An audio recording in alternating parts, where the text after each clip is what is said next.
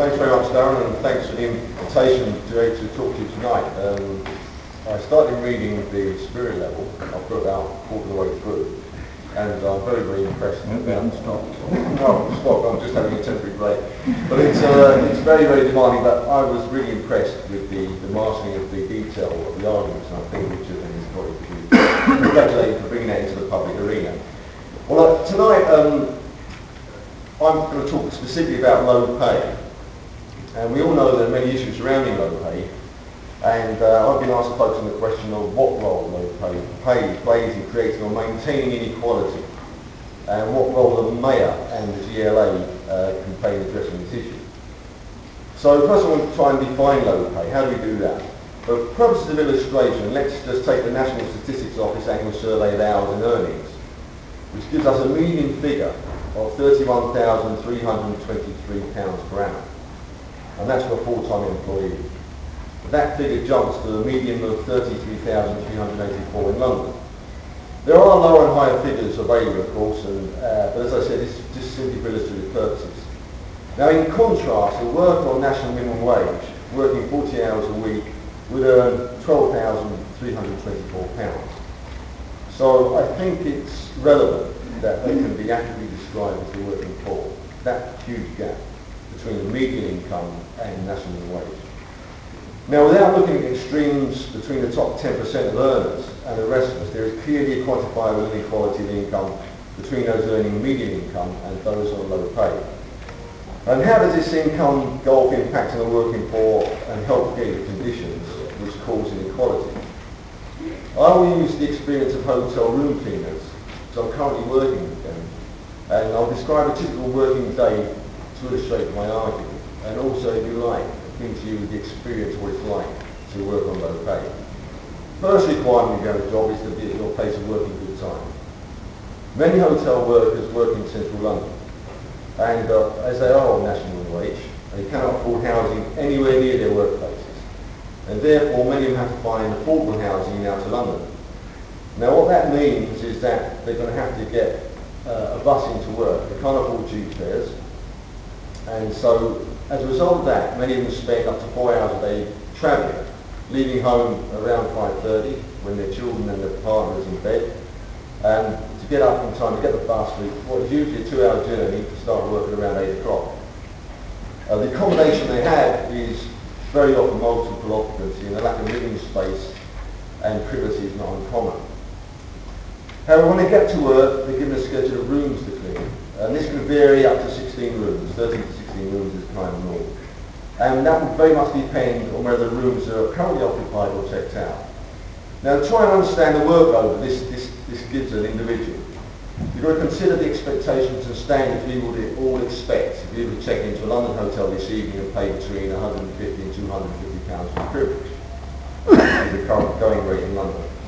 You would expect quite right that the cleanliness would be par excellence, and you'd be very upset if it wasn't. But now consider what that entails, getting up to that level by comparing the spring clean of your bedroom, your toilets and bathrooms at home. Now, I don't mean a swish around with a duster. I mean a thorough going over, one that many of us only undertake when we've got house guests, me included. Now you think about it, toilet, bathroom, bedroom, and you're doing 13 to 16 of those in a day.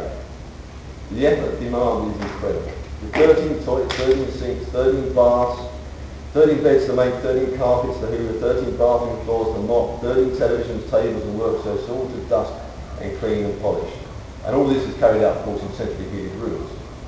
And also, in doing that, and undertaking that process, you'll be using bleach, various aerosols and all kinds of cleaning chemicals. Then allied to that is the weight of the laundry carts will be pushing the lack of ergonomic design and walking along long corridors and walking up and down stairs, because many hotels ban cleaning staff from using the guest lifts. And you get an idea of the cumulative effect on the body with the resulting repetitive strain on the back, shoulders, wrists, elbows, etc. We carried out a recent survey of 100 hotel room cleaners and found that not only 86 of them were experiencing pain because of their daily work, 83 of them were taking painkillers on a daily basis just to get through the working day. So these are some of the the kind of experiences you have of low pay. Low pay isn't just low income. Low pay affects every aspect of your working life.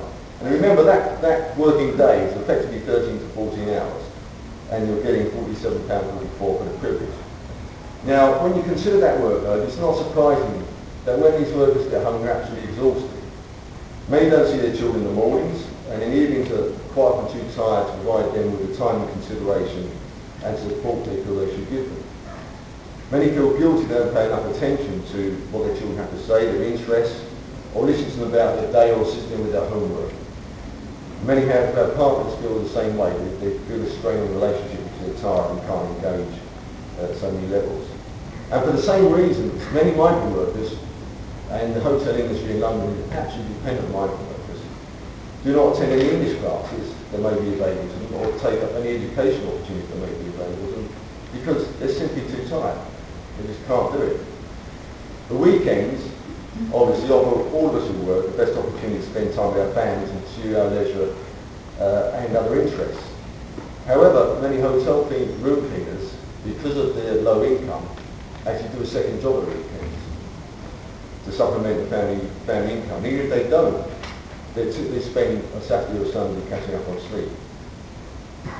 And again, because they're too tired, many of them don't take any interest or part of any social activities because they're too tired and also they haven't got the cash. And now in these circumstances, social interaction is usually limited to family and the workers' migrant community. There is little or no engagement at all with the host community. And now low income more often results in poor diet, and that's like a constant. But at times of additional expenditure, i.e. when children need school uniforms, that diet actually takes a dive as well, and they become even less nutritious than they are already. And I come across many families where it's not uncommon in those circumstances for them to live on lentils for days on end. That's the parents and the children. Again, the impact of that is a result of low energy levels, lead to increased tiredness and more physical stress. Now, despite all those onerous conditions, the one thing that's always struck me, despite the onerous workload and all the kind of things they experience on a daily basis, the main grievance of the workers I engage with is the lack of dignity and respect afforded them by their employers. Bullying, harassment, discrimination of every kind is a common feature of a London hotel cleaner. The lack of language skills, complete powerlessness and fear of losing their jobs just compels them to knuckle down and accept their lot.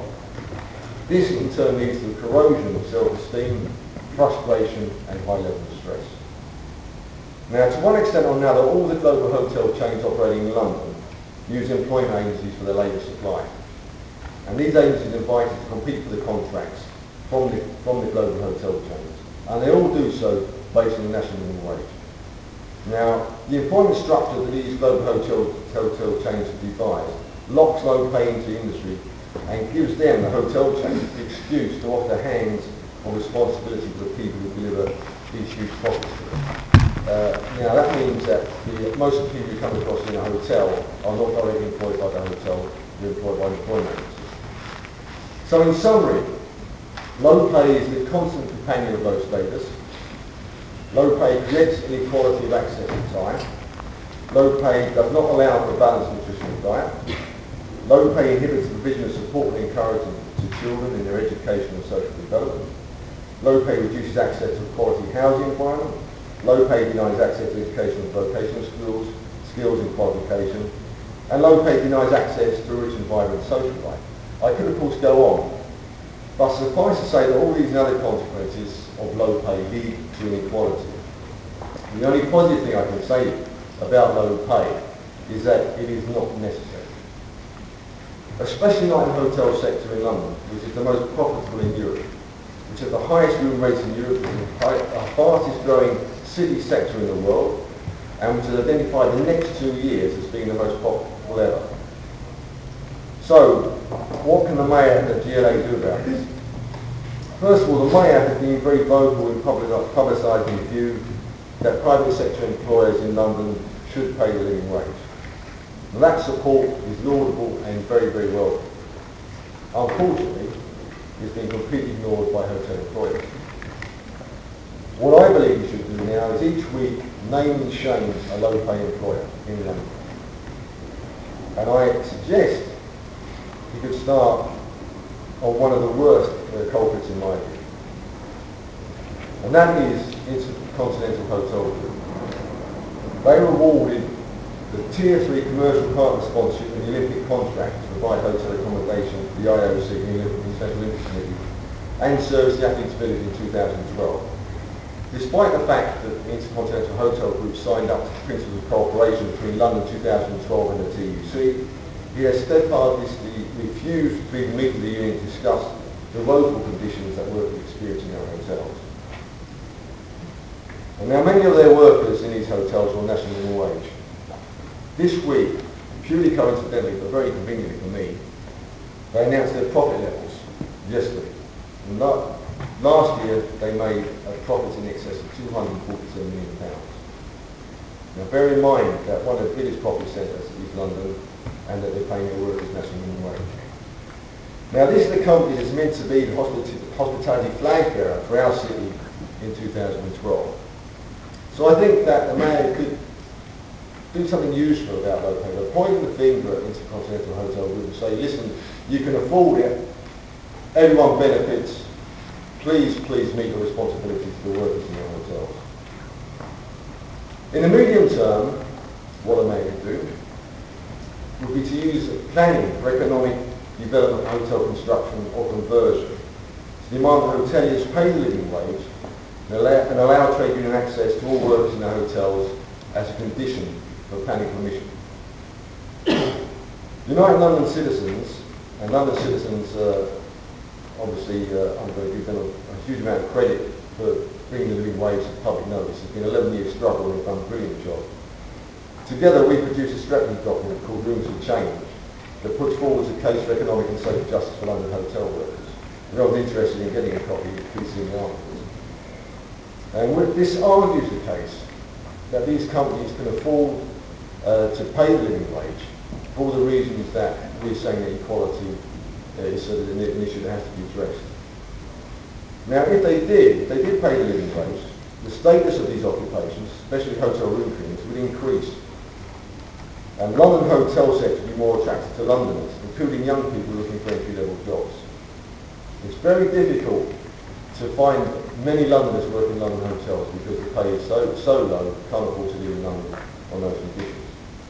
Because as we know, low pay means minimal or no disposable income. And London living wage would actually put more money into the pockets of working poor, and they would spend it improving the quality of their lives, and in the process their neighbouring economies would become more sustainable. Now low pay demeans us all, and it's at the core of inequality. Low pay ensures that inequality is inherited. It denies access to opportunity in economic and social well-being, and also locks inequality into the next generation. And last but not least, low pay can be eliminated. All we need to do is understand and act upon the fact that the real villains of the piece are the grasping, greedy, transnational corporations who exploit our city and our citizens and satisfy their insatiable appetite for ever-increasing profit. The Mayor of GLA certainly have a leading role to play in its elimination in London, and I'll be very pleased they picked up some of these ideas I put forward this evening. Thank you very much for your time.